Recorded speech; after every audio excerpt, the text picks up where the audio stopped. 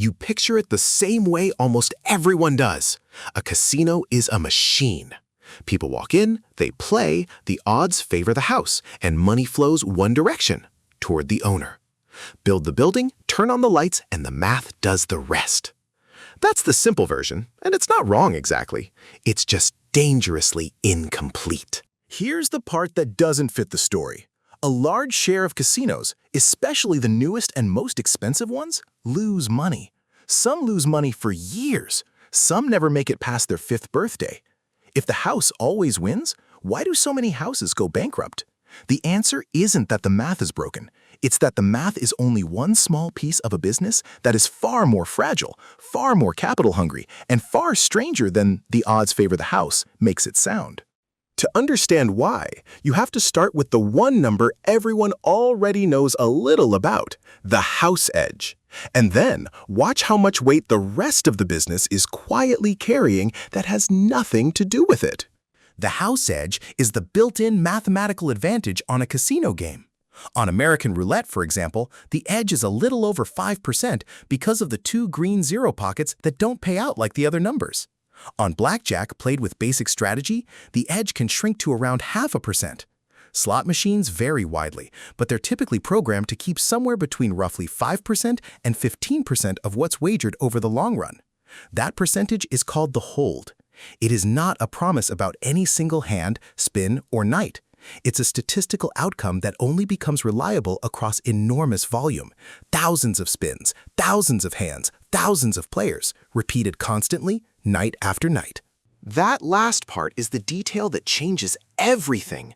The house edge doesn't guarantee profit. It guarantees a probability, and probability needs volume to behave itself.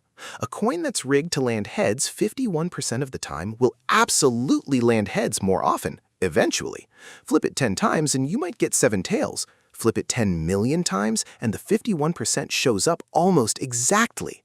A casino floor is trying to be the second scenario, but getting there requires something the simple story leaves out entirely: an enormous, continuous, expensive machine designed to generate volume, and that machine is a building. This is where the real economics of casino ownership actually begin, not at the card table, but at the construction budget. Before a single chip changes hands, an owner has already taken on some of the largest fixed costs in any consumer industry. A major resort casino isn't a storefront. It's often a complex combining a hotel tower, multiple restaurants, retail space, a theater or arena, parking structures, and the gaming floor itself, all built to a standard high enough to compete with every other resort in the market. Costs for large-scale casino resorts have run into the billions of dollars. Then there's licensing, a process that can take years, involves deep background checks, and comes with ongoing regulatory fees and compliance obligations that never stop once the doors open. Gaming regulators require detailed reporting, security standards, anti-money laundering controls, and audits, all of which cost money continuously, not just once. Almost none of this is paid for in cash. It's financed with debt, often through high-yield bonds, because casinos are considered risky borrowers. That debt has to be serviced, whether the casino has a good month or a terrible one. This is the first thread you should hold on to, because it comes back later. A casino's biggest financial obligation often isn't tied to how many people gamble. It's tied to a repayment schedule that exists regardless. So now, picture the building finished, the debt in place, and the doors finally open. The house edge is real. The math genuinely favors the casino on almost every game. And yet, the property can still be bleeding money. How? Because the gambling floor on its own is often a surprisingly low-margin operation. Running it requires paying dealers, security, surveillance teams, compliance staff, utilities for a space that's climate-controlled and lit 24 hours a day, and maintenance on machines and tables that need constant servicing. After all of that, the actual profit squeezed out of the house edge on an average slot machine or table isn't nearly as dramatic as people assume. It looks like a money-printing operation. Economically, it functions more like a utility with a thin margin, dependent on relentless foot traffic to make the math work at scale. That's precisely why casinos build hotels, restaurants, pools, and shows around the gaming floor. And here's the part that reverses the assumption people usually have. Those amenities aren't the casino's other profit centers competing for attention with gambling. In many properties, they're priced as loss leaders, deliberately kept cheap or even given away, because their real job is to get bodies onto the floor and keep them there longer. A hotel room discounted well below market rate isn't a mistake, it's bait. A steak dinner comped to a regular player isn't generosity, it's an investment with a calculated expected return, because the extra 90 minutes that player spends at a blackjack table afterward is worth more to the house than the cost of the meal. This is the first real correction to the popular picture. The product being sold on paper is entertainment, rooms, shows, food, drinks. But the actual source of value is time on the floor and access to it. Everything non-gaming exists to manufacture more of both. And once you see that, the next layer of the system starts to make sense. The part of casino economics that almost never gets talked about honestly, the high roller. A single wealthy, high-volume player, sometimes called a whale, can be worth more to a casino than thousands of ordinary customers combined because of the sheer amount of money that moves through the tables when they play. Casinos actively court these players through what's called a junket system in some markets, or through direct relationship marketing in others. Private jets, penthouse suites, personal hosts, and lines of credit extended specifically so a whale can keep playing without needing to carry cash. That credit line is not free money. It's a calculated bet, using the house edge and the player's typical betting pattern to estimate the expected long-run outcome. Here's where the reversal comes in, and it's one of the more counterintuitive truths in the entire industry. A casino can have a record-breaking month in total betting volume and still post a net loss for that same month. If a handful of high rollers get unusually lucky, even though the house edge still statistically favors the casino over the long run, the short-term variance can be brutal. A property counting on one or two enormous players for a meaningful share of its results is essentially running a business with revenue that can swing wildly based on the outcome of a small number of exceptionally large bets. Whole casino companies have reported quarterly earnings that were dragged down specifically because a small number of high-stakes gamblers had a lucky run. The house edge is real. It's just not fast, and it's not guaranteed to show up on any particular property's income statement in any particular quarter. So you have a business with enormous fixed debt obligations, thin margins on its core product, an entertainment ecosystem built around a break-even strategy of attracting foot traffic, and a chunk of its results at the mercy of short-term luck from its highest-value customers. That's already a more fragile picture than the house always wins.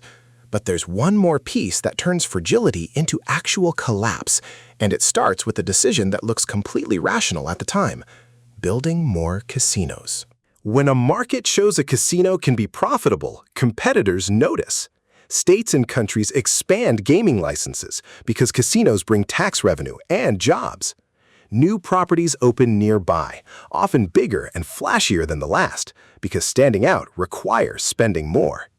This is the beginning of a chain reaction worth tracking closely, because each step makes the next one more likely. More competition means the existing supply of gamblers gets split across more casinos. Splitting demand means individual properties need to work harder to pull people in the door, so they lean even further into discounted rooms, bigger comps, and richer credit lines. The very loss leader strategy that only works if enough of that traffic converts into floor time. As comps and discounts get more aggressive to compete, already thin margins get thinner. Thinner margins make it harder to cover that fixed debt service sitting from construction, the obligation that doesn't care how good or bad business is that month. When a property can't cover its debt, it has to cut costs, delay maintenance, or seek refinancing on worse terms. And if none of that closes the gap, it defaults, restructures through bankruptcy, or closes outright. Notice that nowhere in that chain does the house edge break down. The games are still mathematically favorable to the house the entire time. The collapse doesn't come from bad math. It comes from bad capital structure meeting an oversaturated market. That's the counterintuitive core of the whole industry. The house edge determines whether a casino can theoretically be profitable. It says almost nothing about whether it will be. There's no better illustration of this entire chain than what happened in Atlantic City with a resort called Revel.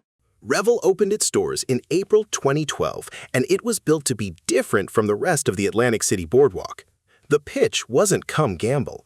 It was a luxury, non-gaming first resort experience. High-end shopping, celebrity chef restaurants, a spa, nightlife, ocean views, with the casino floor positioned almost as an afterthought to the brand. Construction cost roughly $2.4 billion, financed heavily through debt, making it one of the most expensive casino resorts ever built in the United States at the time. That was the promising beginning, a bold bet that Atlantic City's tired, gambling-only formula could be replaced with something closer to a Las Vegas-style destination resort.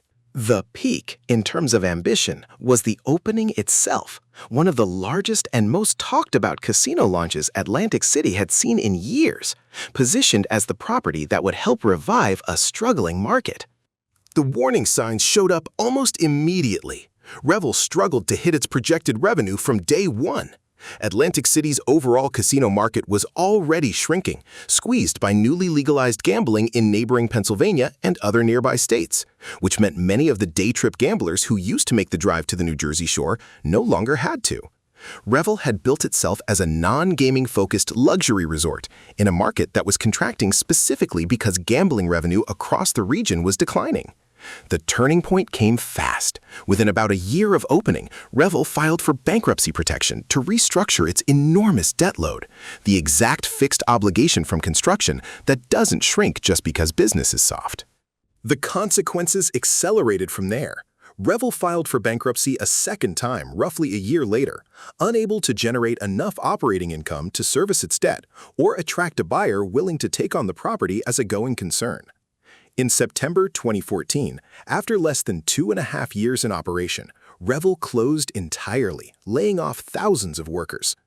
The property that cost roughly $2.4 billion to build was eventually sold in 2015 for around $82 million, a small fraction of its original construction cost, to a buyer who initially struggled to reopen it as a casino at all.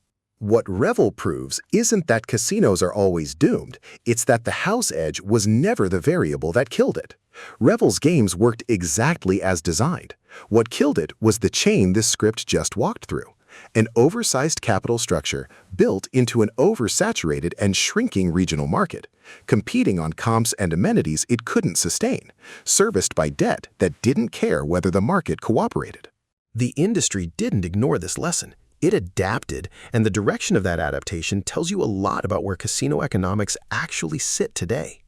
Increasingly, large casino operators have pushed to diversify away from dependence on the gaming floor itself.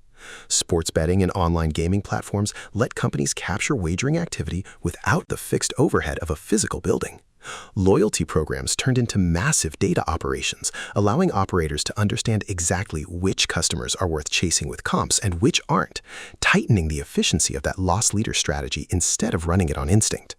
Non-gaming revenue, entertainment residencies, high-end retail, convention business, nightlife has become a larger and more deliberately managed share of total revenue at many major properties, precisely because it's more stable and predictable than the swings of the gaming floor.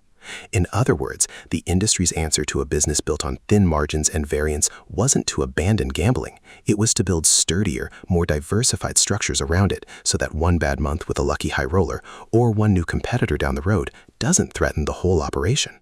So what does casino ownership actually look like when you compare the outcomes honestly? In the best case, you get something like the largest, most diversified Las Vegas Strip operators.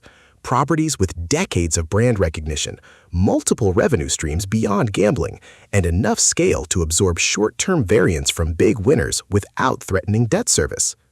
In a realistic successful case, you get a regional or mid-tier casino that operates profitably but modestly, competing carefully in its local market, watching its comp spending closely, and staying cautious about how much new debt it takes on.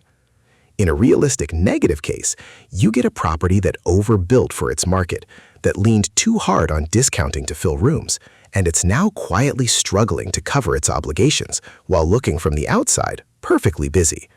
And in the failure scenario, you get Revel, enormous capital investment, a market that couldn't support it, and a closure that erased billions in value within a couple of years. That contrast is the honest answer to the question you probably had walking into this. Does owning a casino mean owning a guaranteed money machine?